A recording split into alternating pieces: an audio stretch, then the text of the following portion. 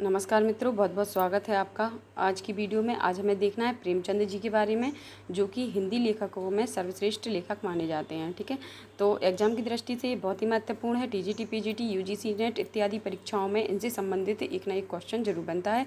इनकी रचनाओं, उपन्यास, कहानियों से संबंधित क्वेश्चन पूछ लिया जाता है। तो चलिए फटाफट देख लेते हैं हम इनके बारे में।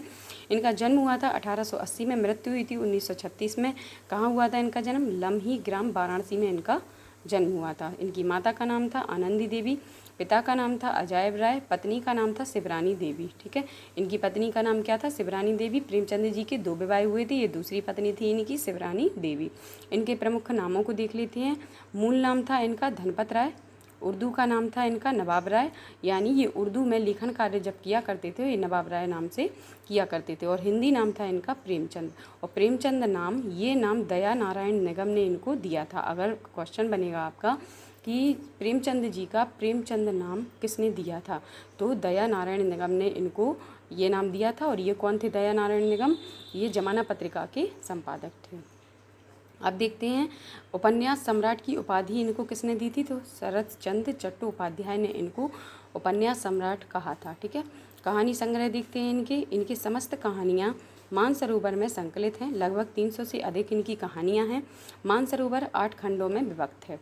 पहली उर्दू कहानी इनकी कौन सी है? संसार का सबसे अनमोल रतन इनकी 1907 में जमाना पत्रिका में प्रकाशित पहली कहानी मानी जाती है उर्दू की।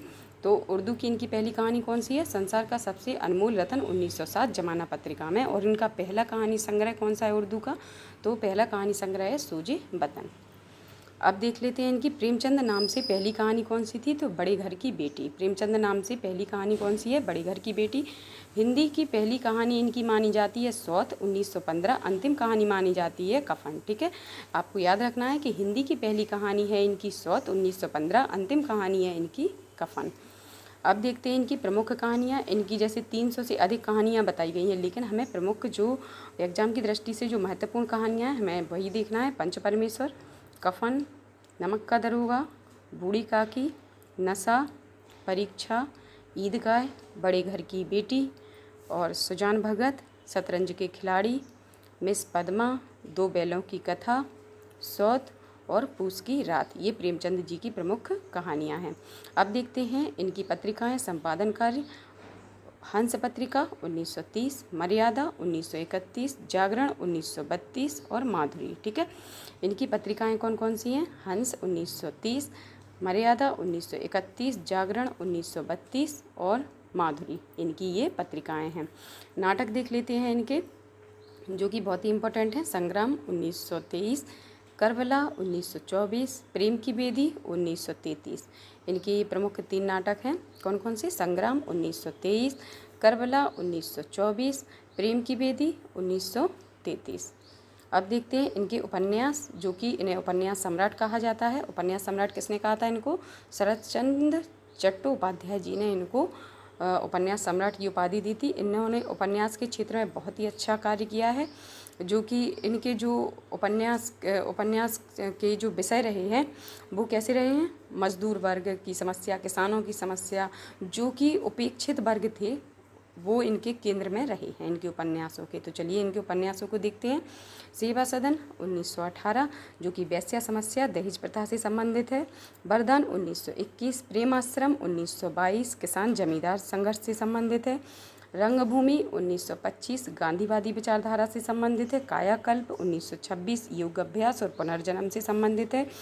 कर निर्मला 1927, अनमिल विवाह से संबंधित है। पूछा जाता है ये कि निर्मला का जो विषय है वो क्या है, तो अनमिल विवाह से संबंधित है निर्मला 1927। प्रतिज्ञा 1929, गबन 1931, ये किससे संबंधित है? नारी प्रेम समस्या से संबंधित है और आभूषण समस्या से संबंधित है। कौन सा?